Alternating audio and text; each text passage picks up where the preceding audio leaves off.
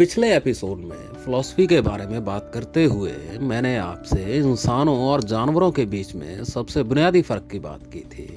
और वो फ़र्क ये है कि इंसान सोच सकते हैं और जानवर सोच नहीं सकते। अब बहुत से लोग सवाल करेंगे कि आपको कैसे पता कि जानवर सोच नहीं सकते। हो सकता है जानवर भी हमारी तरह सोचते हों लेकिन हमें पता ना हो। लेकिन क्या कभी आपने थोड़ा गहराई में जाके सोचने के बारे में थोड़ा डीपली सोचा है? क्या कभी आपने इस बात पे ध्यान दिया है कि हम इंसान सोचते कैसे हैं? सोचना जो है वो अपने आप से बात करने जैसा होता है, और बात करने के लिए हमें भाषा की, शब्दों की, लफ्ज़ों की ज़रूरत पड़ती है।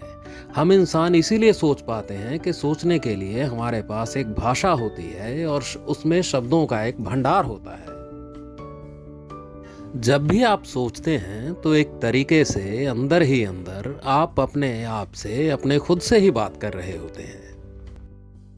और जानवर इसीलिए नहीं सोच पाते कि सोचने के लिए उनके पास भाषा नहीं होती। उनके पास हम इंसानों जैसा शब्दों का भंडार नहीं होता सोचने के लिए। इसलिए जानवरों के पास सोचने की क्षमता नहीं होती।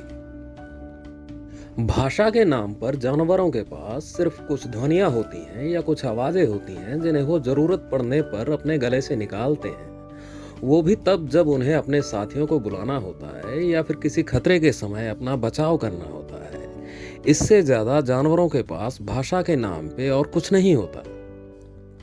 अब क्योंकि सोचने के लिए या बात करने के लिए शब्दों की जरूरत पड़ती है और शब्दों को बनाने के लिए, डिजाइन करने के लिए गले से निकलने वाली आवाज़ों को या ध्वनियों को एक खास तरीके से जोड़ना होता है ताकि हमारे बोले गए लफ्ज़ों का, हमारे बोले गए शब्दों का कोई मीनिंग हो, कोई अर्थ हो।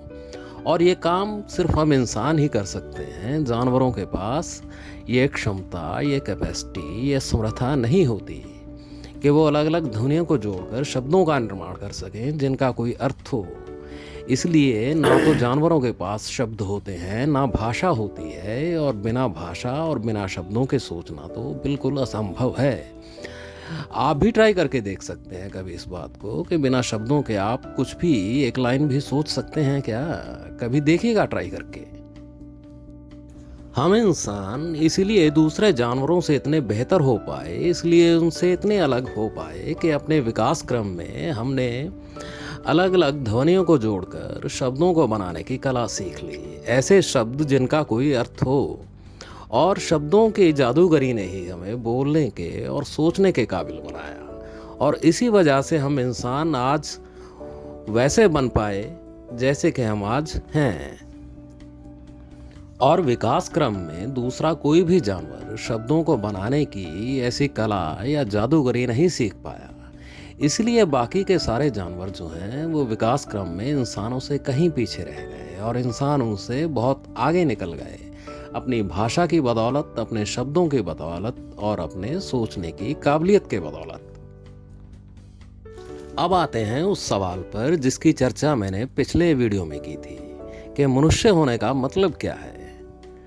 जो मनुष्य की अब तक की सबसे बढ़िया परिभाषा दी गई है वो ये है कि मनुष्य एक विचारशील प्राणी है जो सोच सकता है।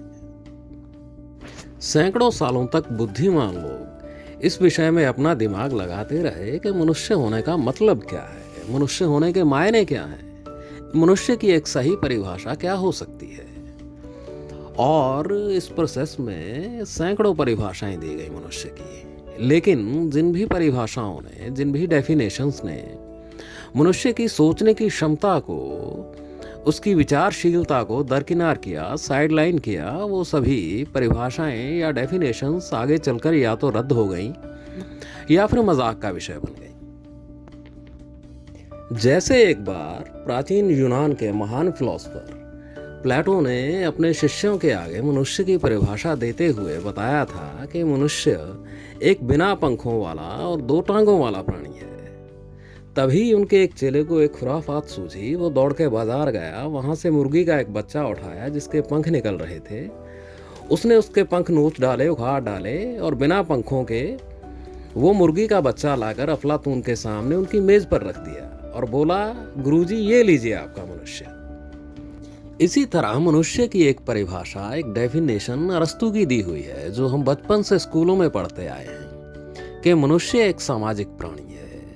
अब सामाजिक होने का मतलब क्या है? सामाजिक होने का मतलब यही है कि मनुष्य अकेला नहीं रह सकता। उसे जिंदा रहने के लिए अपने जैसे दूसरे मनुष्यों के साथ संबंध बनाने पड़ते हैं, उनके साथ रिश्ते कायम करने पड़ते हैं, और इसीलिए मनुष्य एक समाज का निर्माण करता है। लेकिन क्या दूसरों से बिना कुछ भी बोलचाल किए, बिना उन्हें अपने मन की भावनाओं को बताए हुए या उनके मन की भावनाओं को समझे बिना, जो कि हम शब्दों के द्वारा करते हैं, क्या रिश्तों को बनाया कायम रखा जा सकता है? नहीं ना। इसीलिए विचारशील होना जो है वो सामाजिक होने की पूर्व शर्त है। बिना विचारशील हुए कोई भी मनुष्य सामाजिक नहीं हो सकता।